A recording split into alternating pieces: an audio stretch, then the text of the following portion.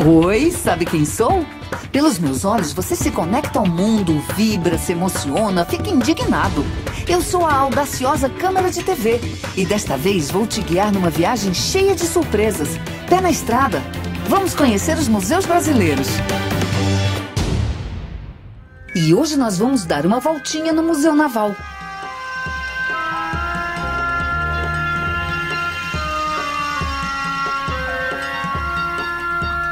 Esse museu guarda toda a memória da história naval brasileira, desde o descobrimento do Brasil até os dias atuais. É um passeio super interessante para os aficionados em navios, invasões, piratas e também para aqueles que gostam de saber mais sobre a história do nosso país, sob o ponto de vista do mar. Vamos embarcar nessa viagem? Chegamos! É aqui, cidade do Rio de Janeiro, centro, Rua Dom Manuel, número 15. O Museu Naval está situado nesse belo prédio na Rua Dom Manuel, esquina com Rua São José. É um prédio do final do século XIX que foi construído para ser sede do Clube Naval. A fachada é em estilo eclético, muito bonita, muito bem feita. A cantaria de Guinás, que é a pedra típica do Rio de Janeiro, a calçada também em Guinás. E realmente o museu está muito bem instalado no coração da cidade, podemos dizer. Muito lindo mesmo! Vamos pegar uma carona com essa turma? Vem, galera! Bem-vindos ao Museu Naval. Esse museu conta a história do Brasil do ponto de vista do mar, da importância do mar para esse país. Vamos começar nosso passeio pela exposição permanente do museu, que se chama O Poder Naval na Formação do Brasil. Bora ver o que tem de legal? A escolha do tema O Poder Naval na Formação do Brasil nos levou a apresentar a história desde as grandes navegações. A construção naval portuguesa é notável. Os portugueses estavam construindo por um método desenvolvido no Mediterrâneo de construir o esqueleto do navio primeiro. Isso permite controlar completamente a forma do navio. Tiramos os modelos da vitrine para mostrar alguns detalhes. Na vitrine também tem um pequeno homenzinho que dá a proporção do navio. Em vez de usar escalas, nós usamos logo a figura humana, que dá uma ideia de tamanho dos navios. Essa é a caravela. Como se vê, a caravela não era um navio muito grande. A caravela é o navio básico do início das grandes navegações. Verdade que a caravela não foi usada pelos portugueses antes de meados do século XV. Eles começaram com navios medievais, barcas, barinéis. A caravela é o navio da exploração da África, propriamente dita. E o Cabo da Boa Esperança foi descoberto com caravelas por Bartolomeu Dias. Em seguida, quando começou o comércio da Índia, o importante era um navio mercante. A nau é um navio mercante.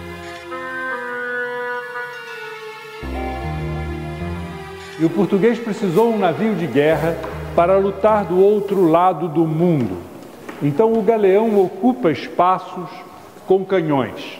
Ele é um navio com projeto ligeiramente diferente da nau. Na verdade, se diria que ele é uma mistura do projeto da caravela, com formas mais longas, mais rápido, mais veloz, porém, usando os espaços principalmente para levar canhões.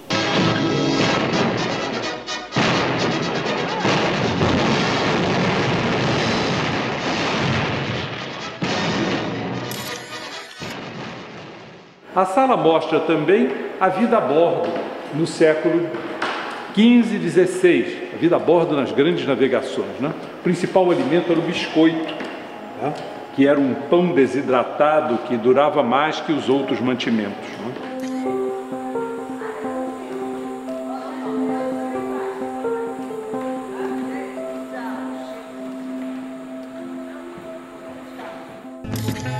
Eu também estou achando tudo muito legal. O que mais?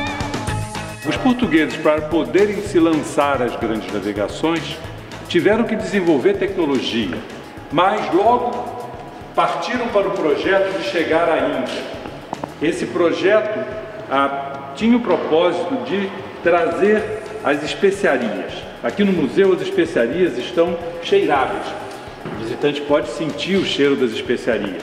A canela, o gengibre, a pimenta, a noz moscada, o cravo.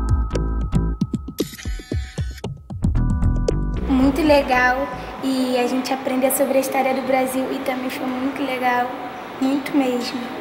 A Diretoria de Patrimônio Histórico, ela tem o prazer de desenvolver atividades educativas com o objetivo de dinamizar as nossas visitas, que são, em grande maioria, escolares. O ano passado atendemos mais de 400 escolas. Alguém aqui já ouviu falar sobre piratas e corsários? A rainha ou o rei de um determinado país contrata alguns corsários. Dá uma carta para eles, que é uma carta de corso. O pirata, ele não tem nenhuma carta. Nenhuma. Então ele chega ali, pega todo aquele ouro, fica, ó, no bolso dele, e a rainha não vê? Não vê nada. O pirata, por conta disso, ele podia... Em 1555, os franceses estiveram aqui no Rio de Janeiro. Villegagnon, que era o seu líder, fundou uma colônia, ou seja, uma fortificação, numa pequena ilha dentro da Baía de Guanabara, que hoje tem o nome de Ilha de Villegagnon. O principal interesse dos franceses era o pau-brasil. Aqui as crianças podem ver as diferentes colorações do pau-brasil. Interessante!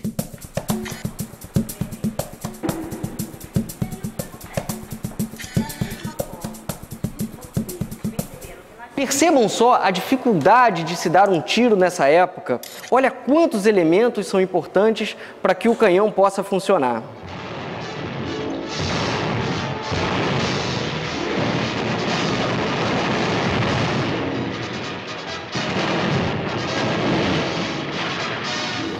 Aqui vocês podem ver, por exemplo, como que era difícil fazer um canhão atirar. O primeiro passo era utilizar a lanada. A lanada é esse instrumento que precisa ser inserido dentro do canhão para que o canhão não guarde nenhuma fagulha, ou seja, para que no momento em que seja colocada a pólvora, o canhão não exploda.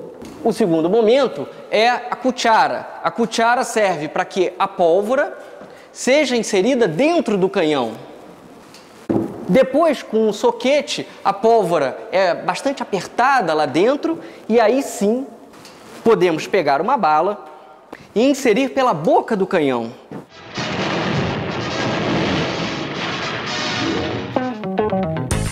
Esse aqui é um exemplo que vocês vão poder segurar de uma bola de canhão. Essas bolas pesam mais de 10 quilos cada uma. Agora, imagina colocar 20 bolas seguidas dentro de um canhão? Haja braço!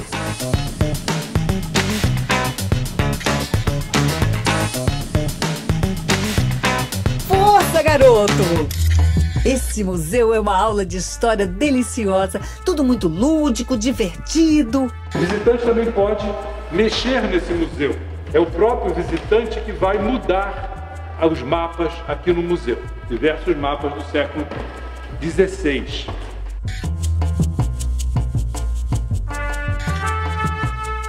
Aqui na sala 3, o tema é expansão, consolidação e independência. Logo que você chegar, você vai poder ver um modelo fabuloso, uma réplica de uma nau espanhola chamada São Felipe, cujo autor é o Gastão Menescal Carneiro, um modelista que fez vários modelos para esse museu. Percebam a complexidade das cordas, dos cabos, dos panos, que eram fundamentais para que o navio pudesse se deslocar. Percebam também a quantidade de canhões. E lembrem-se, os navios não serviam só para a guerra, eles também faziam com que as informações circulassem. O rei só podia governar graças a essas informações.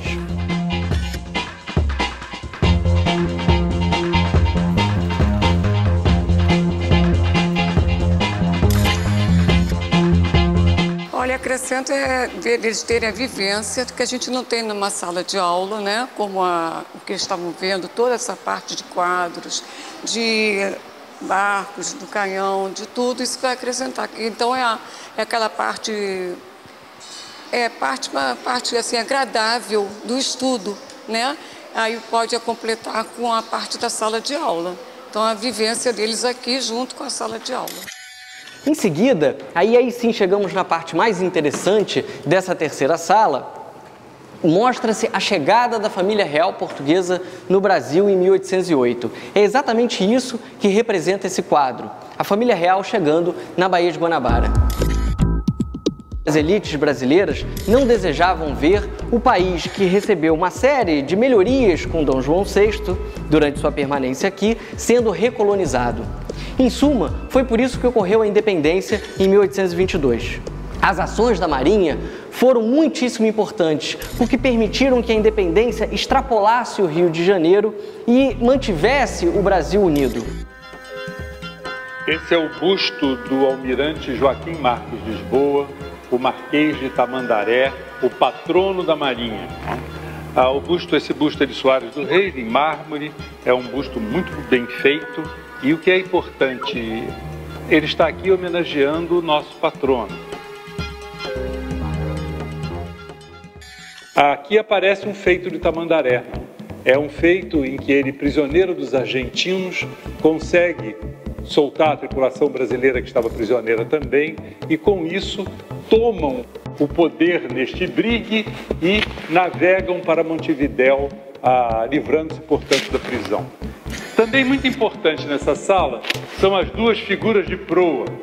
Elas são esculturas de madeira, acredito, de excelente qualidade, com a douração a ouro. Mais importante, Dom Afonso, o filho, homem de Dom Pedro, que morreu ainda muito pequeno e por isso é um anjinho, né? E o Dom Afonso deu um nome ao nosso primeiro navio de guerra a vapor, cujo comandante foi o Tamandaré, inclusive com o anjinho mostrado como figura de proa. É um quadro de De Martino, com 130 anos de idade, e mostra a nossa intervenção na Argentina, em que o grande feito é a passagem de toneleiro, né? Vejam só que interessante essa parte de coraça do monitor Alagoas. Vocês podem ver exatamente o estrago causado por um disparo das fortificações paraguaias. A Guerra do Paraguai foi o maior e mais sangrento conflito ocorrido na América do Sul. Rivalidades internacionais colocaram de um lado o Paraguai e do outro o Brasil, a Argentina e o Uruguai, que formavam a Tríplice Aliança. Os aliados derrotaram o Paraguai após 5 anos de lutas. A derrota fez com que o Paraguai se tornasse um dos países mais atrasados da América do Sul até os dias de hoje. A passagem por essas fortificações só foi possível a partir da obtenção desses navios. O Brasil adquiriu 17 novos navios exatamente para que pudesse transpor as fortificações. A mais notável delas, como eu já falei, foi a transposição, ou seja, a passagem pela fortaleza de Humaitá. E aqui esse quadro representa exatamente isso. Percebam como esse pintor italiano, na verdade um ex-oficial de marinha, o Eduardo De Martino, mostrou a passagem das forças aliadas por Humaitá. Percebam que o quadro tem uma tendência escura, provavelmente para trazer a sensação de dificuldade e de poder de destruição dessa fortaleza.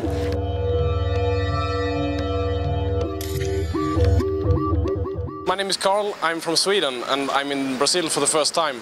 I think Rio is one of the finest cities in the world. It has fantastic surroundings and fantastic buildings, such as this one here. This is the Museum of the Naval History of Brazil, which I have just visited, and it's a very interesting museum. I can definitely recommend it that you take a look next time you're in Rio. Thank you. Eu estou adorando, e você? Então segura aí que ainda tem o segundo bloco com muito mais coisas legais. Até já!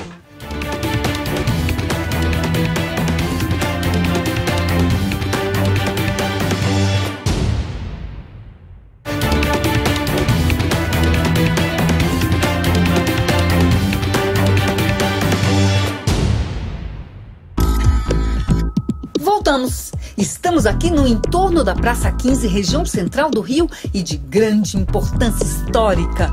No Paço Imperial, por exemplo, Dom Pedro I anunciou o fico E a princesa Isabel assinou a libertação dos escravos. E tem o Palácio Tiradentes, onde Tiradentes ficou preso antes de ser levado à forca. E a Igreja do Carmo, antiga capela imperial onde Dom Pedro casou com a imperatriz Leopoldina. A gente respira história aqui.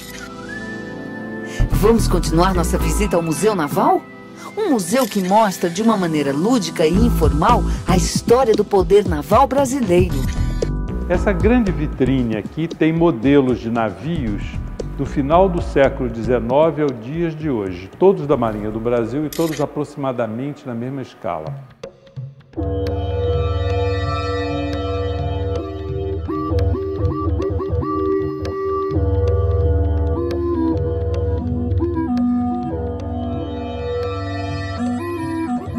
Em frente a essa vitrine temos duas vitrines, uma que mostra a participação do Brasil na Primeira Guerra Mundial. O Brasil mandou uma divisão naval para patrulhar a costa da África.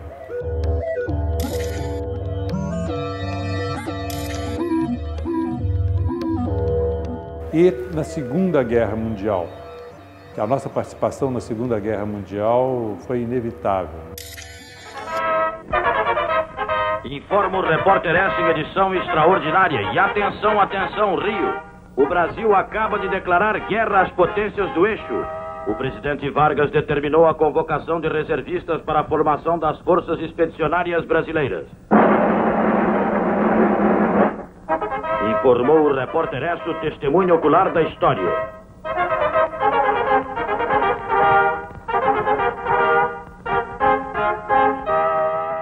A nossa participação na Segunda Guerra Mundial dependeu muito do apoio dos Estados Unidos, que nos cedeu navios e, com isso, a Marinha ficou totalmente equipada e pôde fazer os comboios. A Marinha Brasileira ajudará a proteger os vossos comboios. A Força Aérea Brasileira dará caça aos submarinos inimigos. As nossas bases, os nossos postos estarão à disposição de vossos aviões e de vossos navios. Forneceremos borracha, madeira, víveres, minério de ferro, mica, diamantes, algodão, roupas, medicamentos. Não havia estradas, ou quando as havia não eram de boa qualidade, entre as principais regiões do Brasil. Tudo se fazia por mar. Isso faz, inclusive, que haja um modelo de um ITA, o famoso ITA, na vitrine da Segunda Guerra Mundial.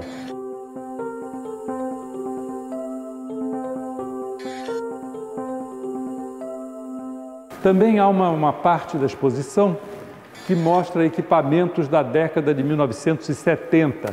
Esses equipamentos estão aqui apenas para mostrar que o navio, que era uma simples plataforma para transportar armamento no início do século XX, passou a ser um sistema automatizado em que a tripulação está lá principalmente para tomar decisões. É que diversos equipamentos podem ser manipulados pelo visitante, né? No caso, esse é um calculador de tiro dos encouraçados da Primeira Guerra Mundial. Esse equipamento é, na verdade, um computador analógico, com engrenagens, planetários e tudo mais. Ele fazia o cálculo completamente analógico do tiro. Além do que já foi visto nas exposições de longa duração aqui do Museu Naval, também são realizadas mostras temporárias, tanto no museu, no Pátio d'Armas e na Sala de Exposições Temporárias, como no Espaço de Exposições Temporárias no Espaço Cultural da Marinha. Bora então conhecer o Espaço Cultural da Marinha, que fica a 200 metros do museu, na Praça 15.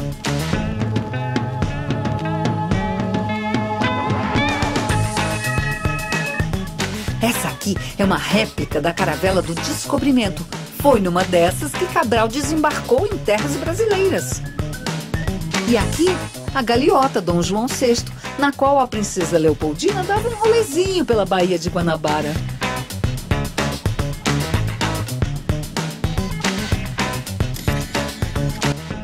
Estou aqui com meu filho Henrique, ele que me pediu, inclusive, para vir. A gente visitou já o submarino.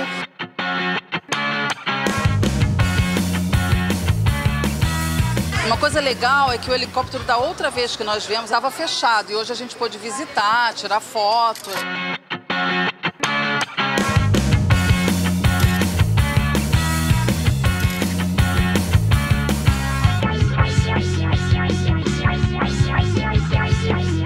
visitou aquele navio, o Comandante Bauru. Vale muito a pena aqui.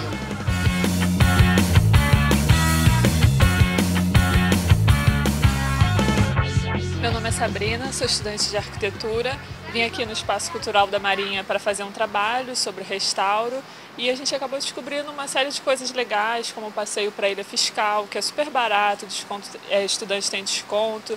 E é uma coisa que a gente não tem essa cultura, né, de fazer passeios de museus. Aqui o brasileiro carioca não tem muito disso e eu achei super legal o espaço, o ambiente e os passeios que tem. O passeio é muito bonito, acontece de quinta a domingo, 13h15 e 15h15. São 2 passeios podendo ser agendados para grupos, escolas e na parte de turismo, quando houver um grupo acima de 10 pessoas, podem vir fazer o passeio fazendo o prévio agendamento.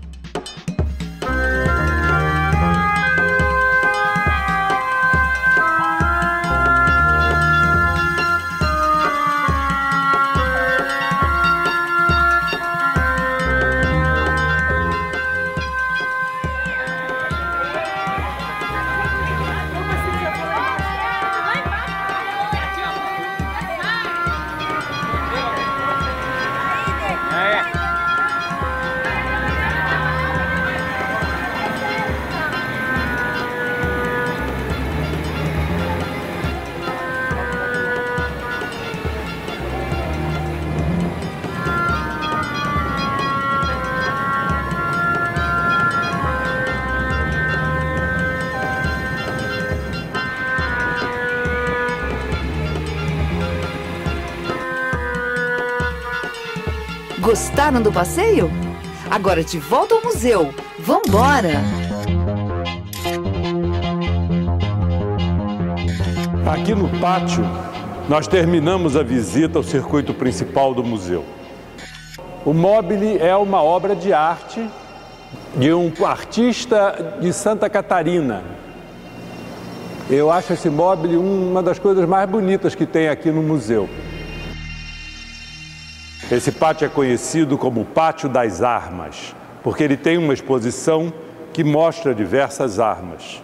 Um torpedo do século XIX, uma mina da Primeira Guerra Mundial, um torpedo do século XX, a culatra do canhão de um dos grandes encoraçados Dreadnought, do Minas Gerais. E não podemos esquecer da nossa magnífica coleção de canhões de bronze. Tem ali um canhão de 1597, inglês, tirado do fundo do mar, que tem o nome do fabricante, John Elkin. Os ingleses sabem que ele existe, mas na Inglaterra não existe nenhum canhão de John Elkin.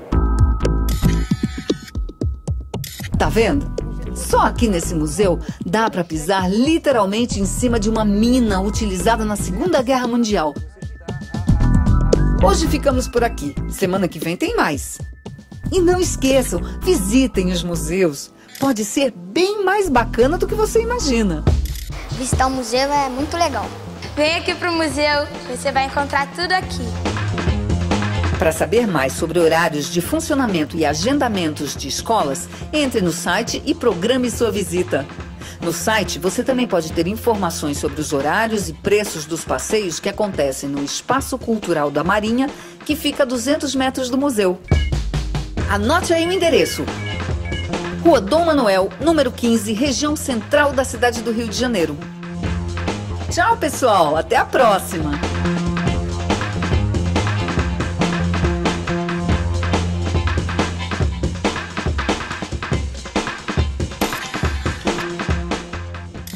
Os museus são conceitos e práticas em metamorfose.